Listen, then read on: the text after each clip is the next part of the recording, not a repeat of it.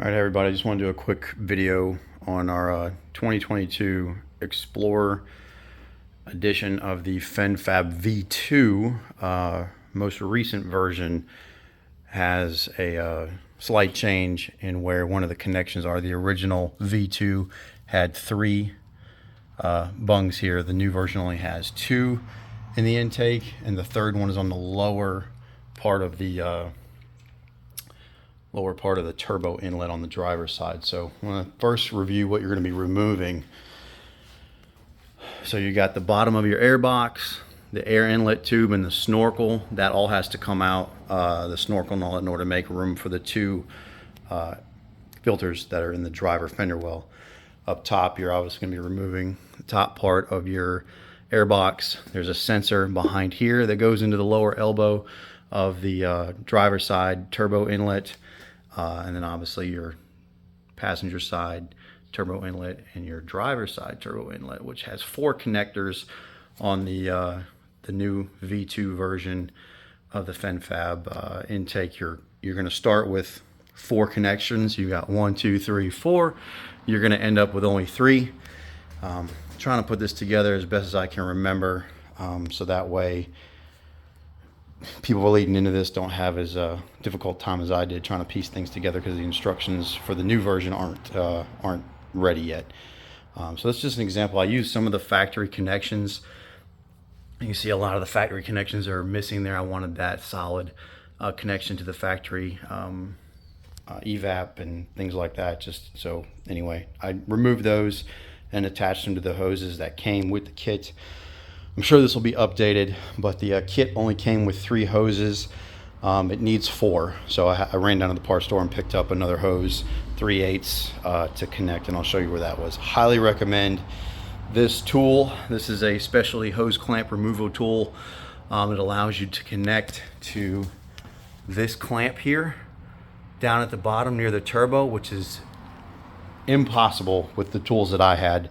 You know, and I've got, you know, big hand. I'm a big dude, so big hands and whatnot. So anyway, this is an idea of what comes off. Highly recommend that tool. You can get it from Amazon for about 15 bucks, or you can get it from your parts store, quite a bit more, like $40, but I wasn't going to wait for Amazon.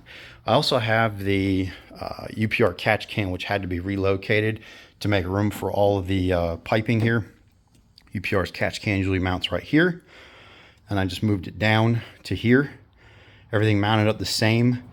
The fender cover inside there is, you know, there's some pressure on that, but it's flexible, but it fits, it works. So anyway, I was able to relocate that, and then tapped the FENFAB driver or passenger side inlet for that inlet on the catch can. So anyway, there's a really good install video for the UPR catch can, but this is just relocating it.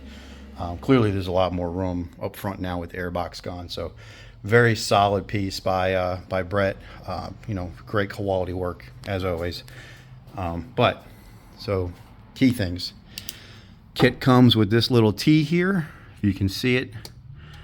It comes with that hose, the hose that comes off the bottom of the T, and the fat hose that goes from the breather here down to the turbo inlet at the bottom.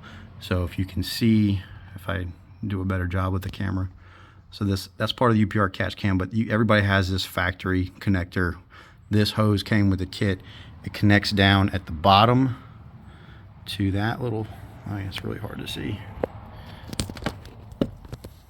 to that fitting that also comes. That fat hose that came with the kit runs from there up to there. What I was missing was this hose connection right here. So fitting was there, but this hose connection I had to run to the store, and that goes right there. I had the FENFAB charge pipe with a blow-off valve. That all has to come out too, to make your install easier. But you know, it took some time, took some little bit of ingenuity to make some of the factory connections work. Again, on the evap, that's where that hose right there came with the kit, and it hooks right there. I just reused the factory kit.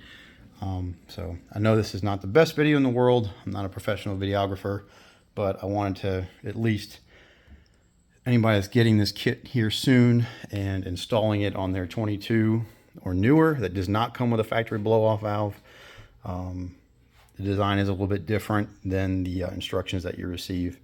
And if you have a UPR catch can, it does work with it. So anyway, good luck.